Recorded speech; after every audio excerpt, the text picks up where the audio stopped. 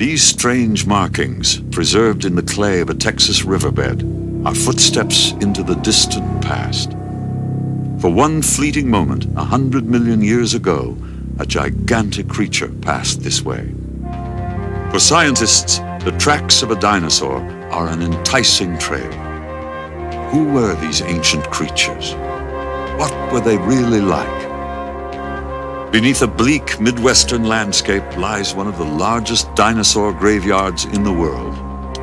Here, scientists are piecing together the fragments of a tragic day when hundreds of animals met their death. Ironically, how they died may give us dramatic insight into how they lived. Locked inside this rare fossilized egg is the embryo of an unborn dinosaur.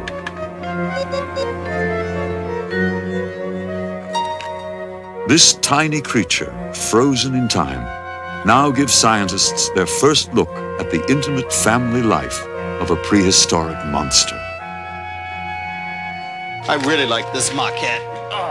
A group of maverick scientists puts the finishing touches on a radical new image of these extraordinary creatures. I mean, it's striking because I was just in Washington and studied the specimen that this is based on. And this is specimen 46. 20 years ago, one of them helped turn the world of the dinosaurs upside down.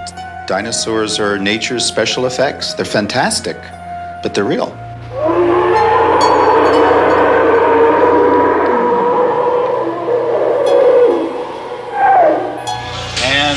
Armor plate around the eyeball. Join us now on a fascinating adventure to know these creatures as never before as we embark on the great dinosaur hunt.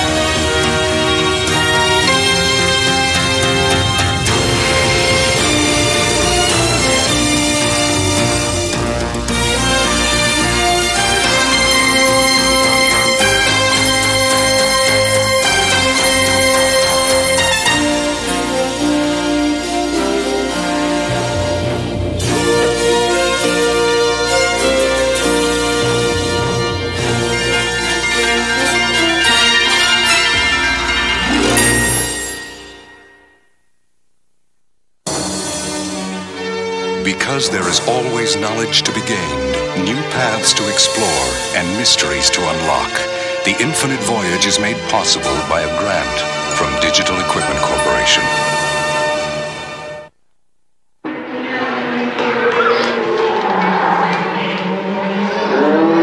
From earliest childhood, they lurk in our nightmares and haunt our dreams.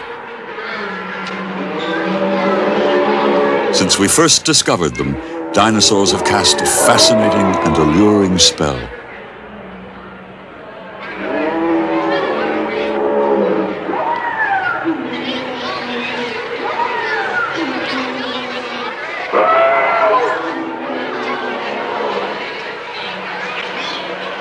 They provoke defiance, conjure fantasy, inspire awe.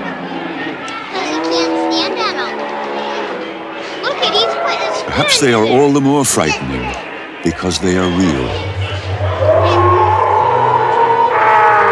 In the 1925 silent film classic, The Lost World, Hollywood exploited the fascination for dinosaurs and introduced them to a huge audience.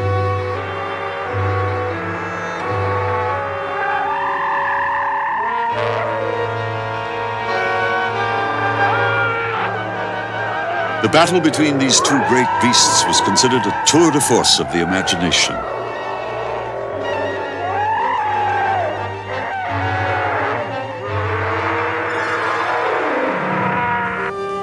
In fact, all that we had was the fossil record, ghostly proof that the Earth was once inhabited by a race of giants.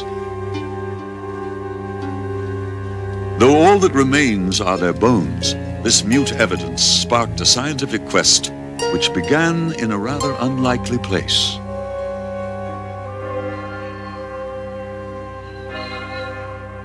Paris at dawn recalls a painting by Monet. Today, Montmartre awakens to the same sights and sounds that lured a generation of artists over a century ago. Lautrec, Cézanne, Renoir.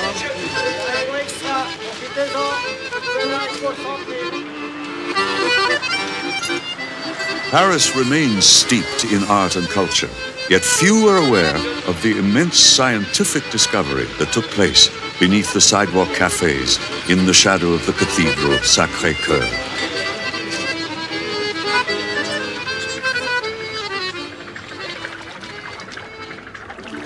In the 18th century, Europe was still locked in religious dogma. Based on biblical truth, it was believed the earth was only a few thousand years old. The ancient world was unknown. Then a startling discovery was made in Montmartre. It was 1796, and gypsum, the original plaster of Paris, was being mined to rebuild the city after the French Revolution. As workers descended into the quarry, they began to uncover more than gypsum. The discovery of strange bones and animal fragments caused a sensation. The fossils were brought for examination to the laboratory of a brilliant young anatomist. Georges Cuvier had the uncanny ability to identify animals from a few odd bones. He believed that each group of animals had a unique architecture. Each bone was a clue to the design. By comparing the fossils found in Montmartre with living species, Cuvier made an astounding discovery. In an historic lecture, he announced that the fossils were the remains of creatures long vanished from the earth. Creatures now extinct.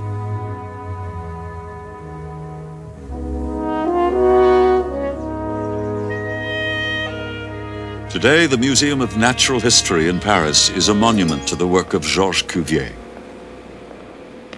Housed here is his original collection of fossils and drawings. It attracts scientists like evolutionary biologist Stephen Jay Gould of Harvard University. Gould considers the revelation of extinction a great achievement. But in Cuvier's time, it was overshadowed by doubt and controversy. At the end of the 18th century, a major debate arose as to whether animal species could become extinct. Lamarck, the great founder of evolution, denied it. Thomas Jefferson, our president, wrote an article just before he became president of the United States, arguing that extinction in principle could not occur. Now, the man who established the fact of extinction also worked here and was a colleague of Lamarck's, the great French paleontologist Georges Cuvier. You might think that extinction is a negative phenomenon and not particularly worthy of importance, but that's not so. It's extinction that gives the Earth its history, because if all the animals live all the time, you have no way of telling time. It's always the same. But if animals die and new ones originate, you begin to establish painstakingly the stages of a lengthy history. Now, this specimen is the most famous in that sequence. It's an animal called Paleotherium. Cuvier found it and recognized that it was closely related to modern horses and tapirs, but clearly was not like any modern species. It was a creature that had died out, that had become extinct. Here's Cuvier's original drawing of the Paleotherium. You can see the bones in black, and then Cuvier tried to reclothe the fossil animal in flesh. He recognized from this bar of bone above the nose that the animal had a short snout, like a modern tapir. Going further back, here's one of the most famous of all fossils, the Mosasaur of Maastricht, discovered in Holland in the 1770s, brought to France after the Revolution. It had been called a crocodile, but Cuvier recognized that it was a giant seagoing lizard. And so we have a sequence, a history, in which the further back you go, the more unlike modern creatures the animals become. And by this procedure, Cuvier established a lengthy, continuous and sensible history of the Earth, thereby making that fundamental contribution to geology's greatest effort. In so doing, people could recognize the dinosaurs, which were being discovered about the time that Cuvier was working, were not just peculiar big creatures that had lived for a while and died, but the dinosaurs, in fact, were the chief denizens and inhabitants of an entire world of great duration that lasted for more than 100 million years before there were any large mammals at all.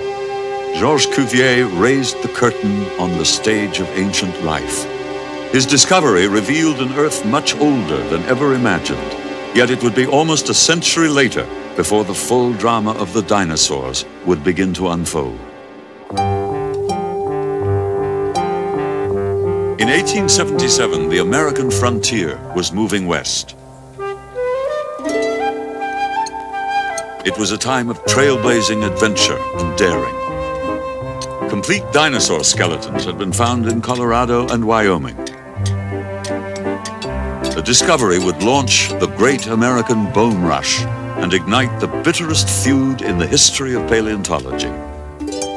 Edward Cope was brilliant and ambitious. He wanted fame and fossils. His rival, O.C. Marsh, had the money to pay for them. Driven by jealousy and greed, their methods were often less than subtle.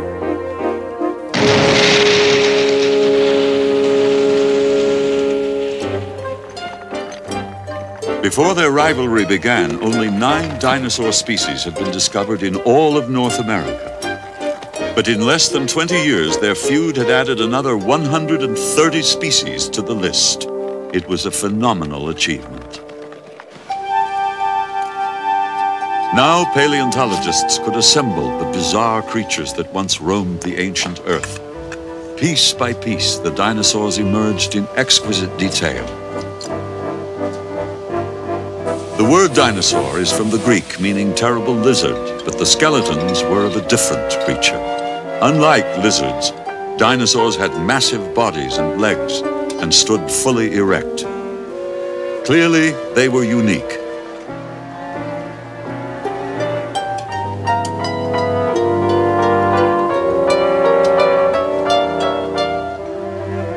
Lured by something new, the public flocked to see these giants of a bygone era.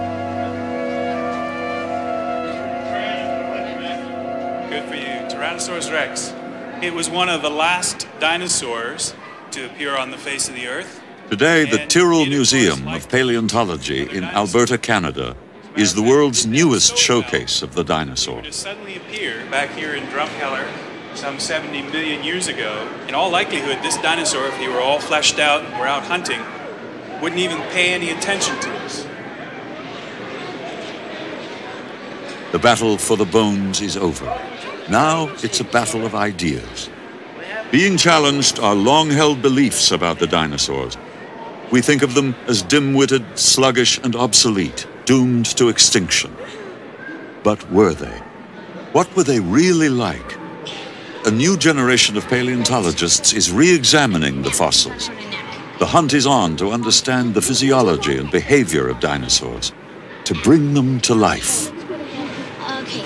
Even children are rediscovering them. Change the hair. Push 7. Push 7. Change the tail. It's gonna look tail. Yeah, the tail. At Dynamation International in Southern California, dinosaurs are resurrected from the past through the magic of electronics and engineering.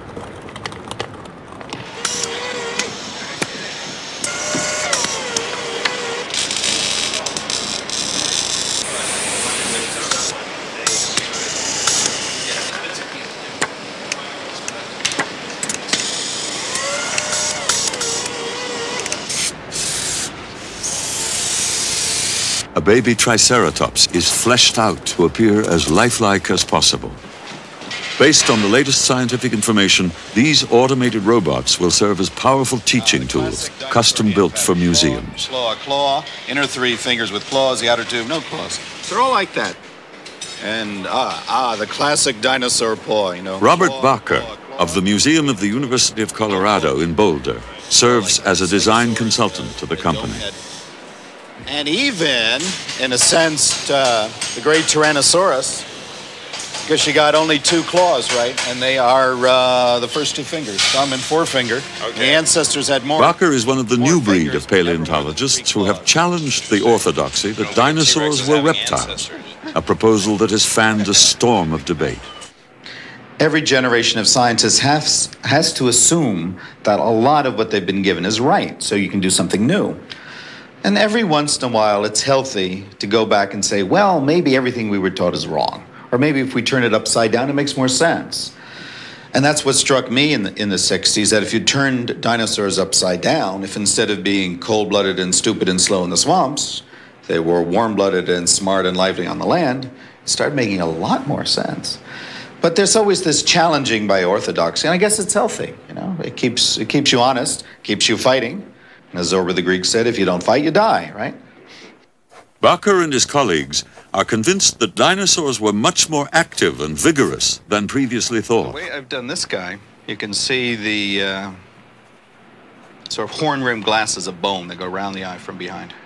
And the eyeball itself arranged so that the right and left eye can see directly forward, right? Stereoscopy, binocular vision. It had depth perception. At the heart of the debate is the question of whether they were cold-blooded like reptiles or warm-blooded, more like modern mammals.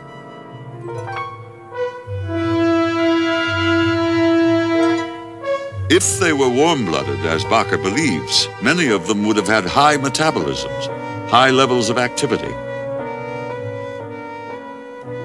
The foreclaws look beautiful too, especially that big curved thumb claw. Originally, they were a little bit smaller. Yeah. The new theory is driving Dynamation's designs in every detail. If they were warm-blooded, many may have been highly active and surprisingly aggressive. Evidence comes from an out-of-the-way place, Dinosaur Valley State Park in Texas.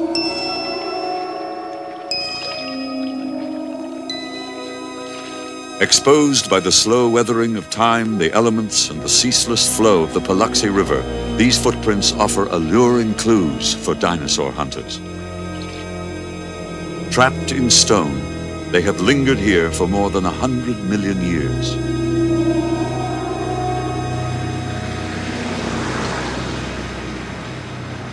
The citizens of the little town of Glen Rose have capitalized on the footprints. They've actually developed a small tourist industry around them. Director of the local museum, Jean Mack, recalls them from her childhood. First time I saw him was out at Wheeler Branch. And I had an uncle that was a bootlegger, and of course he hid his whiskey out there. And he saw all these markings himself. I believe George Adams, the ones that had found them out there, and we all went out to look at them. And my stepfather said, oh, they're Indian markings. And of course, I wasn't but 10 years old, and I thought, if Indians didn't make those tracks, if they was going to make them, they'd been in a straight line. It certainly wouldn't go around in circles just like they was just milling around. The strange markings would make news in 1940 when Roland T. Byrd of the American Museum of Natural History led an expedition to bring back specimens. Draining a section of the Paluxy, he found the footprints of a giant brontosaur, the first ever discovered. Over time, the changing course of the river had washed away millions of years of sediment to expose the tracks. The find was astounding. Before Byrd's discovery, scientists believed these giants languished in swamps where the buoyancy of water supported their immense weight. But the Texas footprints told a different story. They were not prisoners of swamps, but land animals capable of moving freely throughout their environment. Tracks have now been found around the world. A glimpse of a moment in the life of a dinosaur, they may also be an important clue to their physiology. 137. From right to left, it's about 169 centimeters. Okay, it's 169 centimeters. Okay. The distance between the tracks can tell a scientist how fast an animal was moving.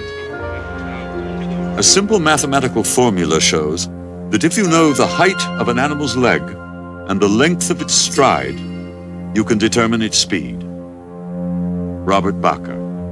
Now, if dinosaurs were cold-blooded, they would only need a cold-blooded amount of food, which means they could cruise, they could move at an average speed that was slow, as a giant lizard does today, as slow as a giant tortoise. They could move at 1 or 2 miles per hour. That would be enough.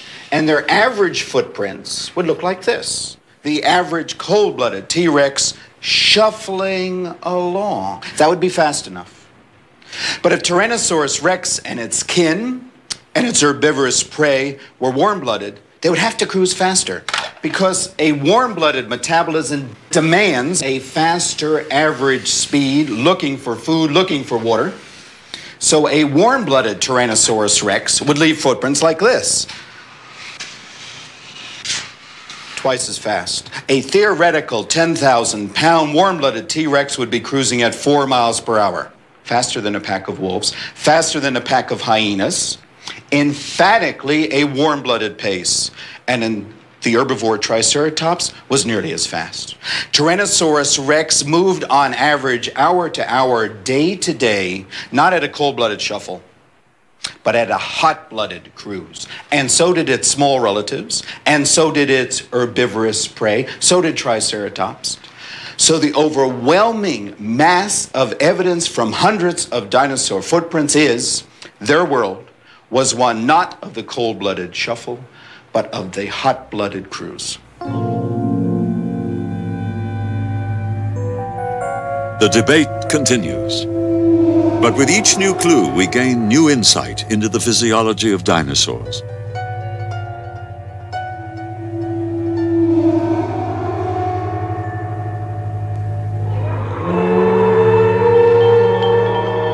Far from the world of cold-blooded reptiles, it was a world filled with vitality and activity. A world of hot-blooded competition and ferocious aggression. A world where both predator and prey were superbly adapted to their surroundings. A world far different from today.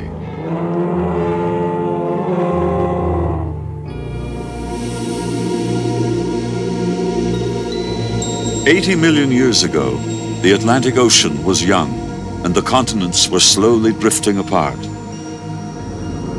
The central portion of what would become North America was covered by a vast inland sea. It stretched from the Gulf of Mexico to Canada. On its western shore, the Rocky Mountains were being thrust up by immense geological pressure.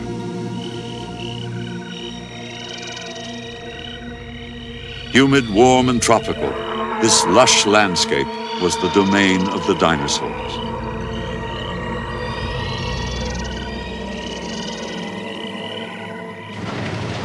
Today, it is Teton County, Montana. Here, Jack Horner of Montana State University's Museum of the Rockies made a fabulous discovery. In 1978, at a site now called Egg Mountain, Horner and his colleagues discovered the first nearly complete dinosaur eggs ever found on the American continent. The evidence would open a whole new horizon of knowledge about dinosaurs.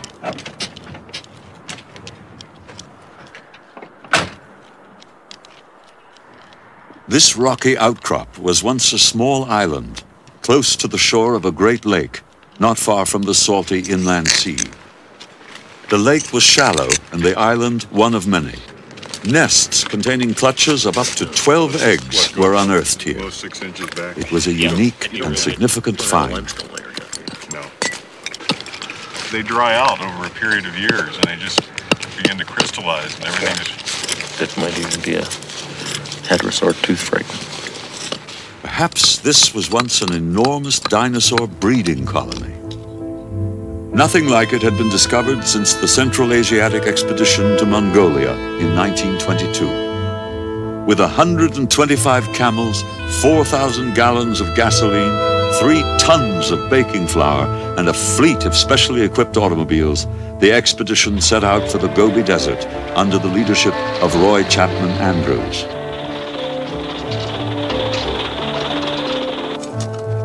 They were searching for the origins of man. Instead, they stumbled across the fossils of a dinosaur called Protoceratops. Nearby was a nest of her eggs, the first ever found.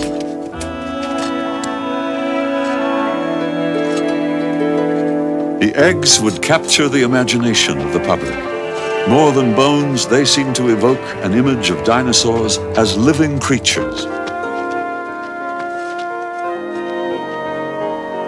50 years later, and halfway around the world, Jack Horner would unearth the eggs of an animal called Hypsilophodon. Once the eggs are back from Egg Mountain, what I'm interested in finding out is the animal's behavior was like. And so when we find the eggs, all we're finding is usually just the lower ends of the eggs with the top missing. And the fact that we find the lower ends of the eggs intact implies that the babies hatched out of the eggs and left the nest immediately. Now Horner must test his theory. Trapped within, for more than 700,000 centuries, a secret is about to be coaxed from the fossil egg.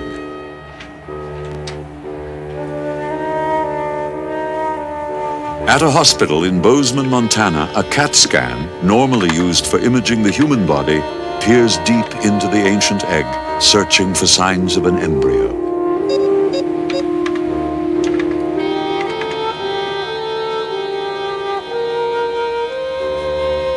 Imperceptible to the untrained eye, the CAT scan reveals what Horner is looking for: tiny fragments of bone scattered within the egg.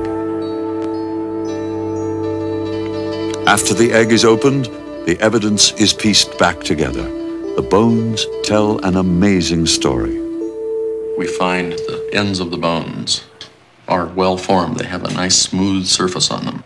It means that the animal is capable of using its limbs like an adult. This is a model of a hatchling, and basically what it is a not much larger edition of the embryo. But by looking at the skeleton of the embryo and figuring out where the muscle scars are, we can reconstruct the animal, what it looked like in life. And so, from the fossil evidence comes intimate details of the life of a Hypsilophodon. It was an agile little creature that could leave the nest soon after birth and begin its search for food. Because their nests were found in colonies, they probably organized in groups.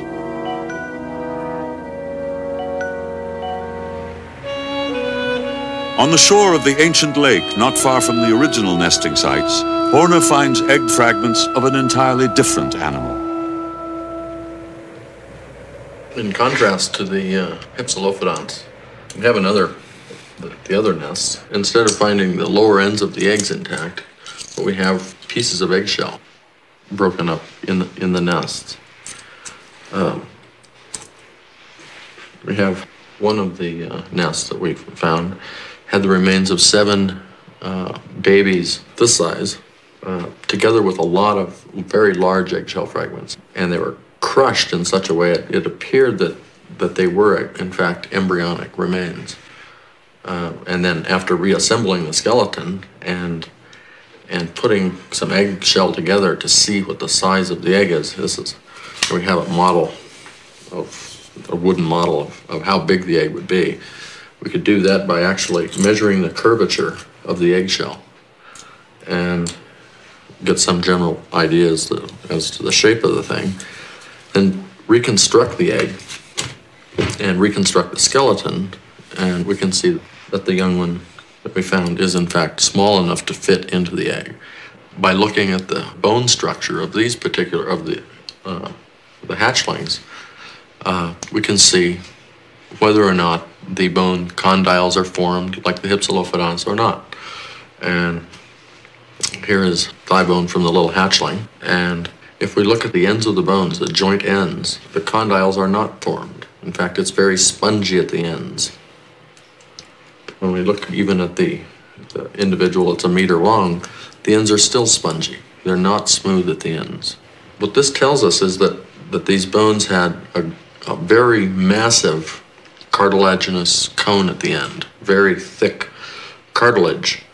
And we see a very similar situation in what we call altricial birds, birds that are nest-bound. It hatches out and then is brought food by the parent, and all of the energy goes into actually growing very rapidly.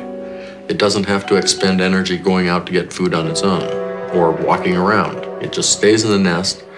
The limb bones suggest that it couldn't walk very well anyway. In fact, highly unlikely that it could get out of the nest and walk at all. Here was evidence of a gentle, caring creature. Horner named her Dinosaur, the good mother lizard.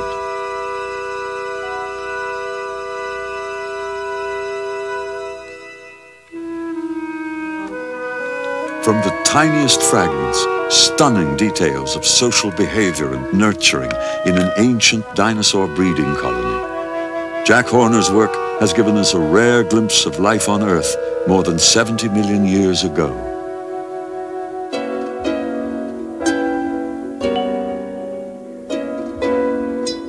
Here, close to the shore of the great inland sea, Hypsilophodons and Dinosaurs foraged and lived alongside a smaller, meat-eating dinosaur called Troodon.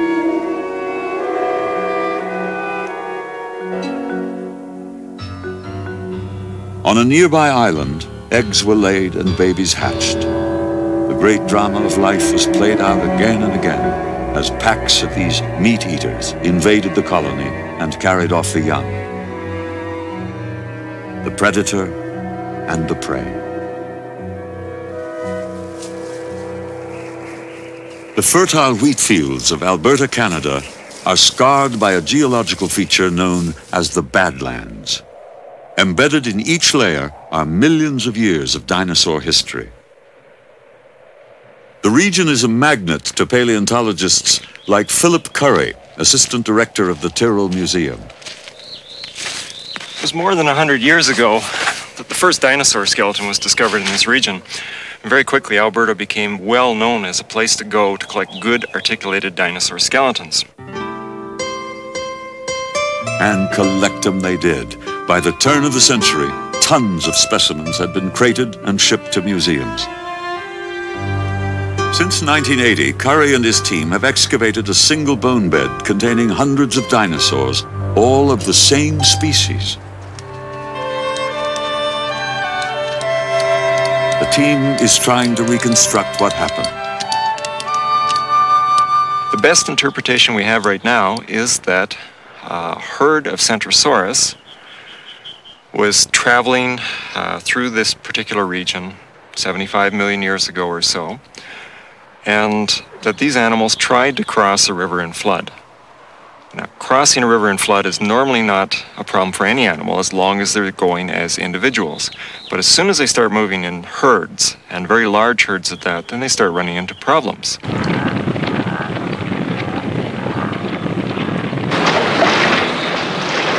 A herd of wildebeest in Africa is a chilling analogy. Crossing a river by the thousands, they often get tangled in confusion and panic. Many drown.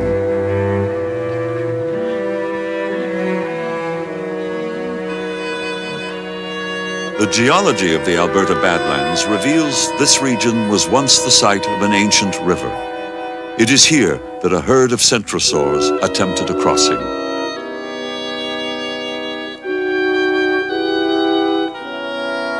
Like the wildebeest, some probably panicked, got in each other's way, and drowned. Their bodies washed downstream and collected on the riverbank. Now we have evidence for what happened next because a lot of the bones in the Centrosaurus bone bed are fractured like this. They have these nice spiral fractures on them. And normally you don't get this unless the bone is fresh, and this indicates that these animals were probably trampled. In addition to that, we found large numbers of theropod teeth, and in fact it's the second most common type of animal in the bone bed. There was a tremendous variety of them. Carnivorous dinosaurs, like modern carnivorous mammals, probably were active carnivores most of the time, but when there was a readily available source of carcasses, they almost certainly turned into scavengers as well. And that's not unusual now as then. The best evidence, though, comes from the bone fragments themselves. And if you look at this one, for example, you can see where a tooth has gone across and sawn the edge of the bone. And in fact, here we can even see little serrations, which are on the back of the tooth and the front of the tooth, which have sheared the flesh off the bone. And when we find tooth marks like these all over these bone fragments, and there's no question at all that these things have been eaten by these large carnivorous dinosaurs.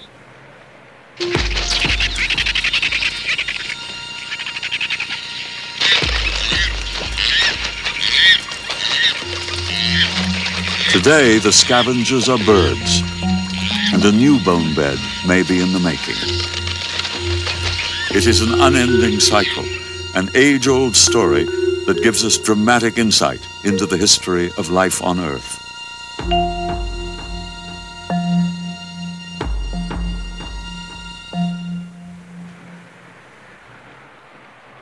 The Centrosaur bone bed has contributed much to our understanding of a single event. But Curry believes this mass death is part of a larger story. The evidence from the Centrosaurus bone bed is starting to build into something much bigger because in conjunction with some of the footprint sites that we know about, the nesting dinosaur sites in southern Alberta and Montana, and other types of bone beds that we're finding, we're getting an overall picture now that dinosaurs were moving in large herds very frequently. Now, this doesn't mean that all dinosaurs were doing that, but certainly a large number of species were.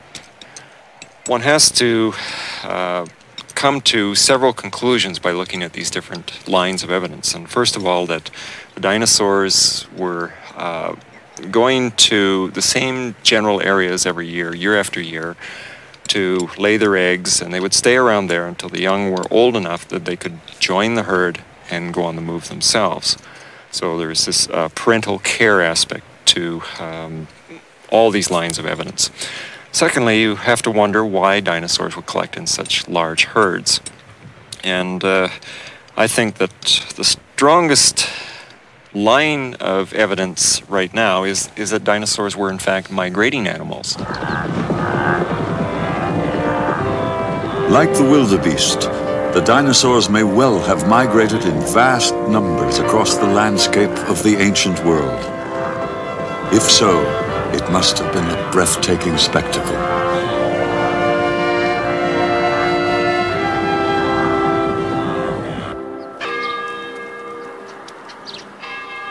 The University of California, Berkeley. Paleontologist David Weishempel of the Johns Hopkins University has come to study a remarkable fossil that may provide clues to possible dinosaur communication. The animal was Parasaurolophus. It had a strange, elongated crest on its head. For a long time, scientists pondered over its purpose. Some scientists early on thought that because, say in this Parasaurolophus, the crest projects behind the head, well, because they're hollow, they were used as air storage chambers, say for underwater feeding. Other scientists have thought it was used as a snorkel, but there's no hole at the end. Another idea was that the crest was used to cool the brain. It's hollow and very close to the brain inside the skull. But there are other animals that lived at the same time that didn't have these sorts of things, and yet they survived. So it's hardly likely that the crests were used specifically to cool the brain. The puzzle intrigued Weishempel. He decided to investigate by slicing open one of the fossil heads to expose the inside of the crested chamber. So what I found was, say this is a skull, and you're looking at a cutaway of the crest, and that it's hollow from the base of the crest down here up through the tip of the crest. The crest is hollow. There's a passageway along all the way to the end of the crest.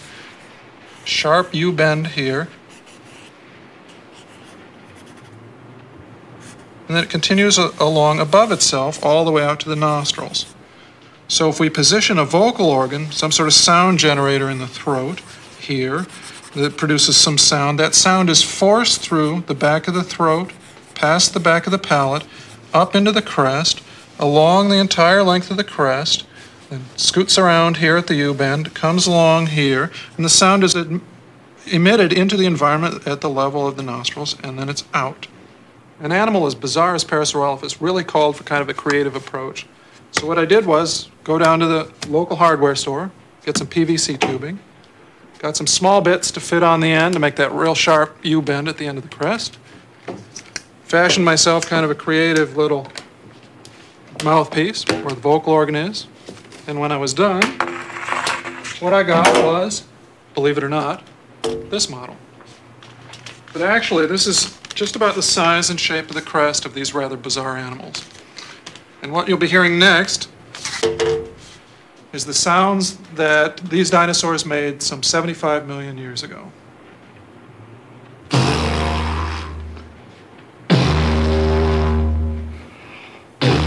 And now, a hadrosaur minuet in G.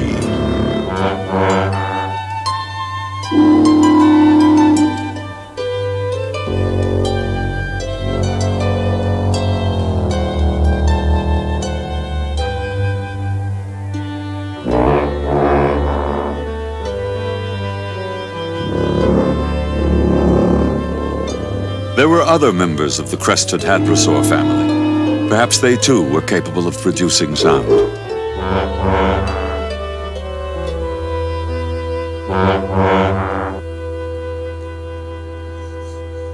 The ear canal of a crocodile bears a striking resemblance to that of a crested hadrosaur. Crocodiles hear very low-frequency sounds.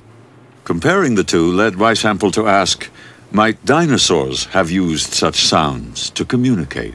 Low-frequency sound carries a tremendous distance compared to high-frequency sound simply over any kind of terrain because they are they have such long wavelengths that things don't get in the way of low-frequency sound. So if the object of the game is to communicate over kilometers, miles, low-frequency sound will do it, whereas high-frequency sound will not.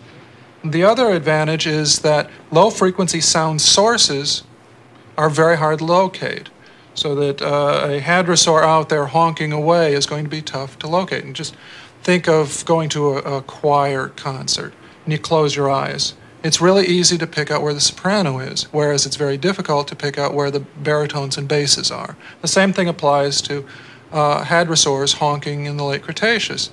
That if the object of your communication is, look out, there's a tyrannosaur here, and you don't want the tyrannosaur to focus in on you, you make noises at really low frequency. So Parasaurolophus probably used low-frequency sound to confuse predators as well as to communicate. Communication denotes social behavior, such as that displayed by African elephants.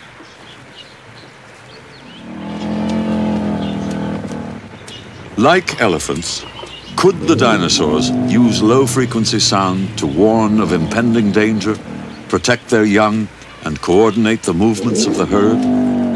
Weishampel believes at least one dinosaur could.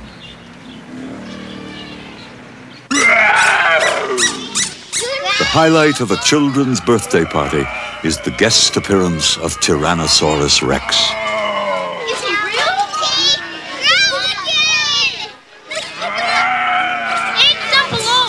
Tyrannosaurus Rex! I got it. Oh, there, you got him. Sophie, how old are you today? The commercial world has merchandised dinosaurs on a massive scale. From toys to t-shirts and games to party favors, they have become curious companions, part of our lifestyle and our culture. I'm making a tail. I'm making the tail. I'm making the tail too. You got A dinosaur may also be a child's first introduction to science. Who is not familiar with Triceratops, Stegosaurus, and that perennial favorite, Tyrannosaurus Rex? I got his tail. Yet the ancient world was home to a much larger cast of characters. Literally hundreds of species have now been identified. But it is our insight into their physiology and behavior that has brought them to life. A big brachiosaur could weigh over 70 tons and tower more than 50 feet above the ground, heavier than a herd of elephants and as tall as a 5-story building. Some of the plant-eating giants, like Diplodocus and Apatosaurus, were as long as a tennis court, but they were probably docile, gentle creatures. Most coelurosaurs were fast and tiny, some no bigger than a chicken. Ankylosaurs were fully armored and weighed up to 3 tons. Their club-like tails were surely formidable weapons. Oviraptorosaurs were agile, nimble carnivores with relatively large brains and an ability to hunt down prey with deadly speed. Dinosaurs were weird and wonderful in so many ways, and they were real. As creatures of flesh and blood, they were truly magnificent.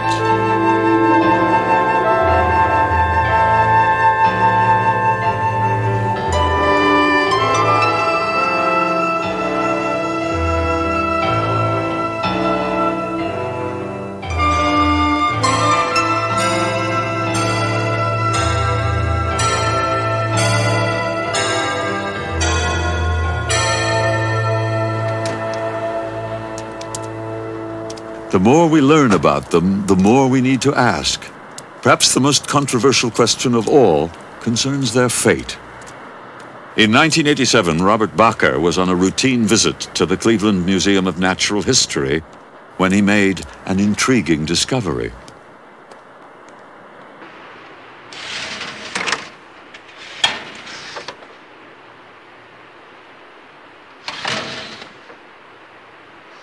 There are 2 places to hunt for dinosaurs.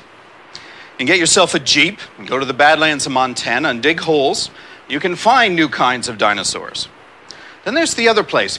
You go to a basement like this, a gloomy place, where museums keep their research collections in careful storage, specimens collected 20, 30 years ago, waiting for the scholar to come by and read the bones. And these new discoveries of dinosaurs in basements and in the Badlands are challenging everything we thought was true about dinosaurs. These new discoveries are saying we've got to rethink the ideas that dinosaurs were cold-blooded, rethink the idea that they were stupid and slow, and rethink the idea that they died without descendants. And guaranteed, in museums like this, there'll be every year new discoveries about dinosaurs. Relegated to a dusty shelf for more than 40 years was a fossil that bore an uncanny resemblance to Tyrannosaurus rex. Bakker renamed it Nanotyrannus, the pygmy tyrant. Now, the really neat thing about this head is that it's a downsized version of the most famous dinosaur in the world, that is Tyrannosaurus rex. Now, you look at T-Rex, you've got an animal with a head 4 feet long, with a body that's 5 or 6 tons. Nano is a close relative, a head only as big as a polar bear, a body maybe 600 pounds, pony size.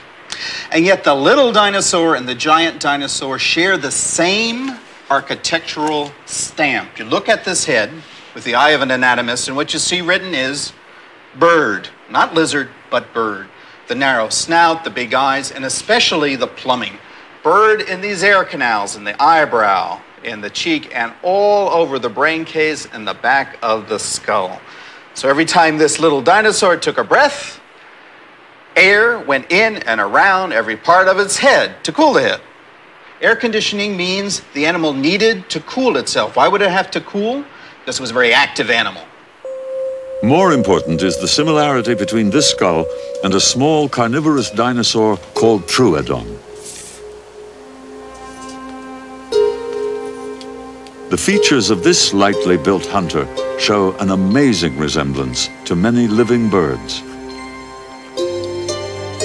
Scientists have long suspected that birds are descended from a very ancient animal, but which one? Many now feel that Troodon was one of the missing links in a long and complex chain that reaches back 150 million years.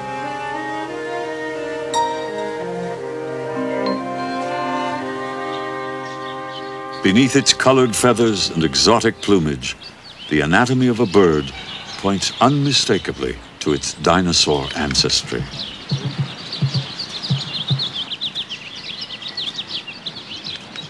You can map every joint and every bump and every mark left by a muscle right onto the skeleton of a turkey or roadrunner or an ostrich.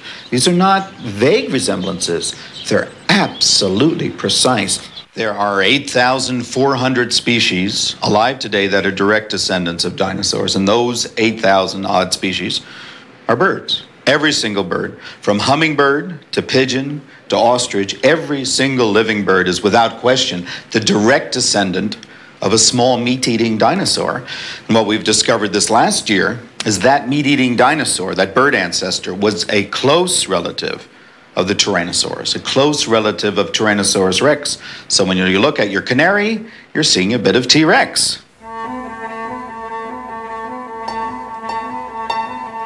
Today, many scientists believe that birds did not only descend from dinosaurs, they are dinosaurs.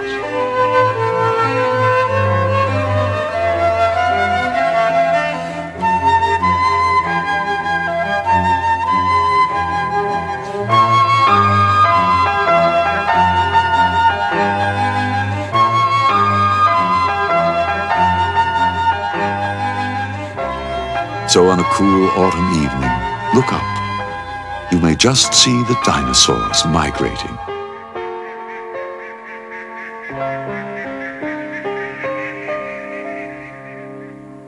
Eventually, inevitably, the giants died. While nature decreed that at least one species would survive, most of them would not.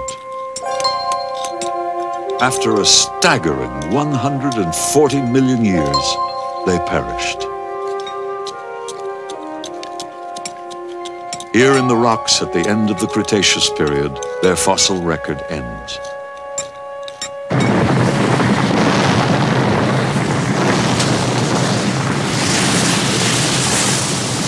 How did they die? There are many theories. Was it a single cataclysm or a series of events? A widespread viral infection or a deteriorating climate and diminishing food supply? Could it have been something more spectacular, not of this earth?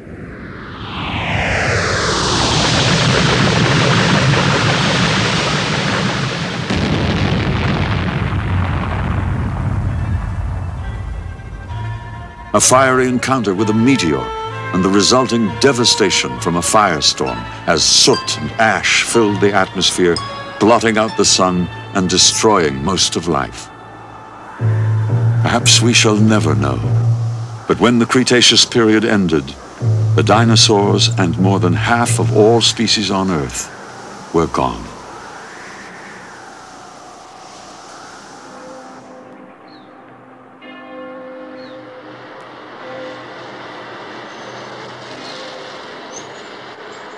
In Paris, the city of Georges Cuvier, where the great dinosaur hunt began, Stephen Jay Gould reflects on the significance of their fate. Extinction is no shame, no sign of disgrace or failure. In fact, in a world full of changing environments and occasional catastrophe, all species eventually become extinct. It's the fate of all creatures. 99% of all species that have ever lived are gone. In fact, more than that, extinction is the motor of substantial change in evolution. If extinction didn't occur, a successful group would dominate and it would last forever. In that sense, the extinction of dinosaurs is the absolute prerequisite to the evolution of large mammals and to our own existence, for that matter. Most people think that mammals evolved towards the end of the dinosaurs' reign, and even think that mammals were responsible for the death of dinosaurs by virtue of mammalian superiority. But that's not true. Mammals first arose about the same time as dinosaurs. Mammals lived for all of the 100 million years of the dinosaurs' reign, but not as very successful creatures. Mammals were relatively rare. They never got any bigger than this. They lived under the foot of dinosaurs, in the nooks and crannies of a dinosaur's world, never making any progress, never displacing dinosaurs from their position of dominance. If the dinosaurs had not died, perhaps in some catastrophe, no reason to think dinosaurs wouldn't still be here, wouldn't still be dominating the Earth. They lived for 100 million years. Why not for 60 million more, which is the whole period of mammalian success? And if dinosaurs had not died, I imagine that mammals would still be small creatures like this, living in the nooks and crannies of their world, and we wouldn't be here. Once we knew only that they vanished. Now we know that dinosaurs ruled the land longer than any creature before them or since. Generation after generation, they roamed every continent and explored every niche.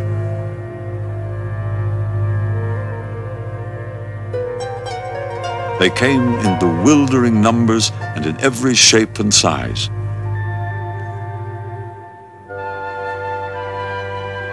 They could not foresee their own extinction, nor prevent it. But all things must die. For 140 million years, they controlled the destiny of life on this planet. Georges Cuvier once noted, "Man has been granted but a moment's sojourn on the earth." In that brief moment, we alone are the only species to comprehend and appreciate the great dinosaurs.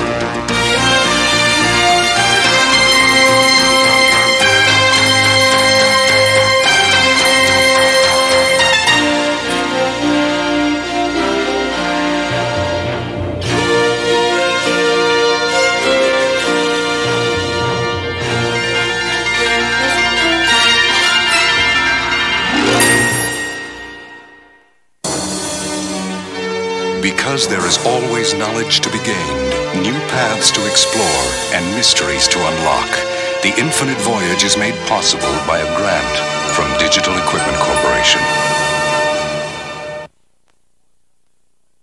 For a transcript of this program, send $4 to PTV Publications, Post Office Box 701, Kent, Ohio 44240. Please include program title.